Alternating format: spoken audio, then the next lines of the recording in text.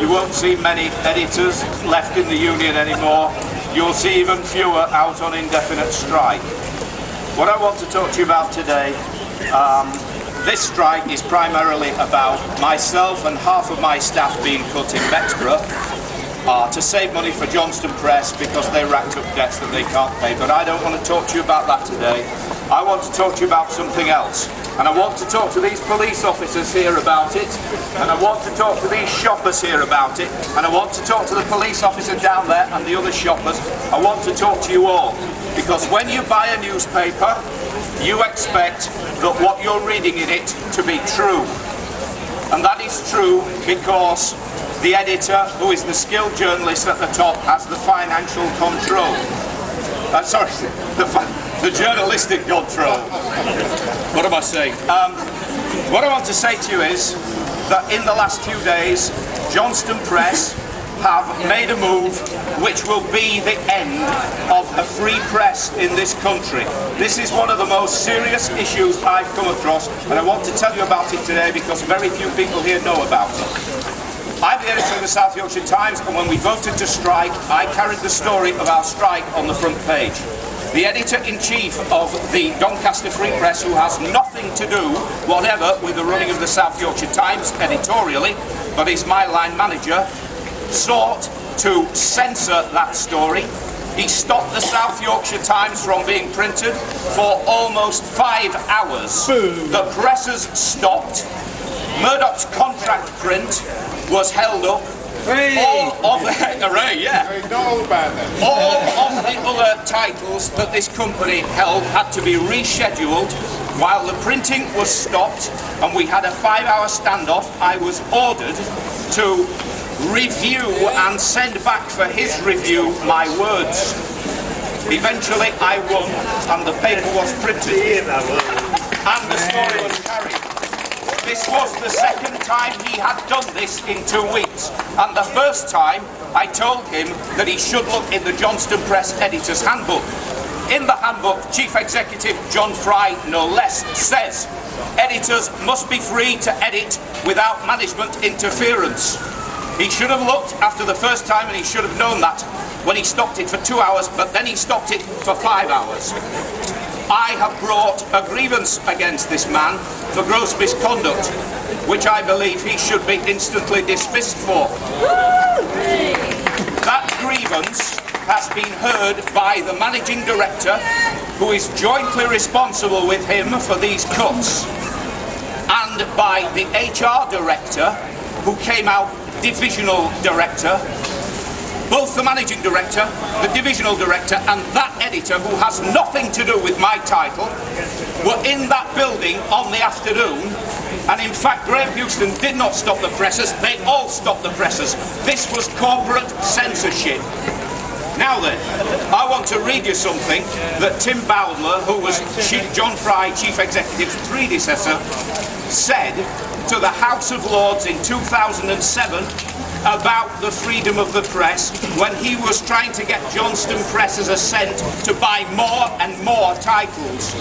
And this is what was said: the freedom of editors to edit without management interference is enshrined in the policy of Johnston Press and reflects the approach across the industry.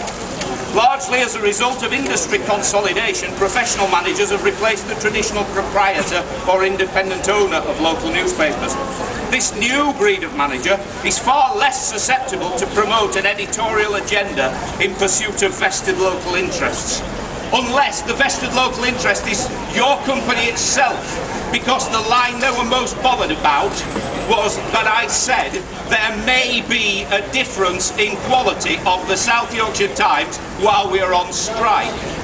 That has now been held by this management to be an inaccurate, unfair statement, and the line manager, John Bills, the managing director, who was party to this, within 2 days has dismissed my grievance and has said that the editor-in-chief of the Doncaster Free Press had every right to stop this newspaper for 5 hours. That is the end of the freedom of the press in this country if we allow it. Fortunately, there's something else, because John Bills should never have heard that grievance. I will read to you from Tim Bowdler to the House of Lords, same time. And there is a right of appeal in which I get involved. This is Tim Bowdler, Chief Executive of the company, in which I get involved. But even I have no ultimate decision over that. In the final analysis, we're talking here about editors' work being changed, I would have to seek independent external views. I would have to take those views to the board, and ultimately the board would make the decision. We have really tried to put in place a rigorous process which absolutely guarantees and underpins the right of the editor to edit. We feel passionate about that. That's what they told the Lords when they were trying to acquire more titles. Now then, that says that man who was a party to that should never have been involved in this process at all, and that I should see John Fry. And I'm here publicly demanding today that you get behind me. I want to meet Fry, man to man, editor to mouse.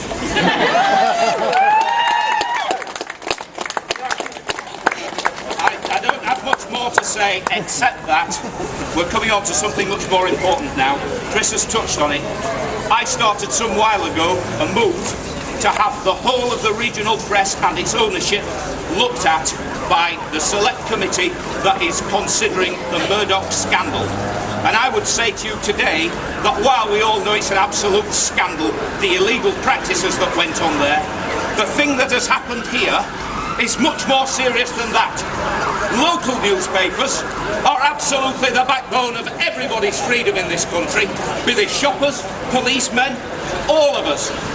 We, alongside them, are the people who keep this country free. We cannot be subverted by managers, we cannot be subverted by companies who don't like what we're saying about them, so therefore, where does that stop when you allow one editor-in-chief, a bigger editor, to edit a littler editor's work? This is outrageous, this has to stop. So, the Select Committee, I have so far garnered the backing of John Healey MP, Shadow Health Minister, who has written to the Select Committee, and he has asked them, John Whittingdale and all the members, to either extend the Murdoch fiasco, the investigation, that the fact that there are 1,200 newspapers in this country and 800 of those 1,200 are owned by 5 owners. This lot own over a fifth of the newspapers in this country. So, sorry about that, I've just got to regroup now. So basically, John Healey has written to the Select Committee. John Healey has written to the Select Committee, and he is asking them to take this on board. Ed Miliband, with whom I've been having some difficulty getting in touch because he's very busy and he's had an operation, has now come back to me and he's going to meet me to discuss this matter, and I'm confident he will throw the leadership of the Labour Party behind this. We have Tory MPs signing up to it too, cross-party MPs. This is absolutely vital. If we get to a Select Committee, I think that we can show there is serious evidence of financial wrongdoing in the way that Johnston Press acquired up to £1 billion to squander on titles, on acquisition and building an empire which has now collapsed. Its shares were 561 pence. As you've heard, they haven't got above 5 pence in about the last year. And I think that the misfeasance by Johnston Press is going to be of great interest to Parliament, given that the people to whom Johnston Press owe most of this money are the Royal Bank of Scotland, who had to be bailed out by all of you, and in whom the government now own 83%, because the government had to bail out their bad debts, one of which sits in there. Lloyds Banking Group, 77% owned by the government, bailing out their debts because they also borrowed most of their £1 billion from Lloyds too. And Lloyds lent 15 billion quid's worth of bad debts, and a chunk of them was to these people. So what I would say to you now is this, and this is my final statement on this. I believe this company is not a fit and proper organisation to be invested with the trust of running a free press, and it should be dismantled, and I intend to pursue this equally relentlessly, and I ask for all your support in that, and I ask for the support of the other trade unions here today in financial and any terms that you can give us to keep this strike going until we beat these Citizen Kane tyrants. Thank you.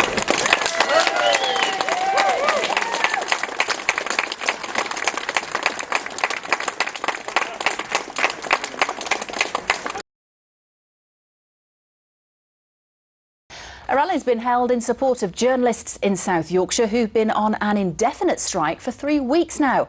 Journalists on 4 titles have been manning pickets over plans to cut 18 posts and merge editor roles. About 100 people took part in today's protest through Doncaster Town Centre. It ended with a rally and speeches. It's not the easiest thing in the world to do, to strike. I mean, in many ways it's more difficult than just doing the normal day job, but it's something that we really feel very strongly about, that we think is a really worthwhile cause, because the whole quality of the freedom of the press is at stake here ultimately. We are more than willing to negotiate with the company in a meaningful manner, but the company are just stonewalling us every time we try and do something. They just point blank refuse.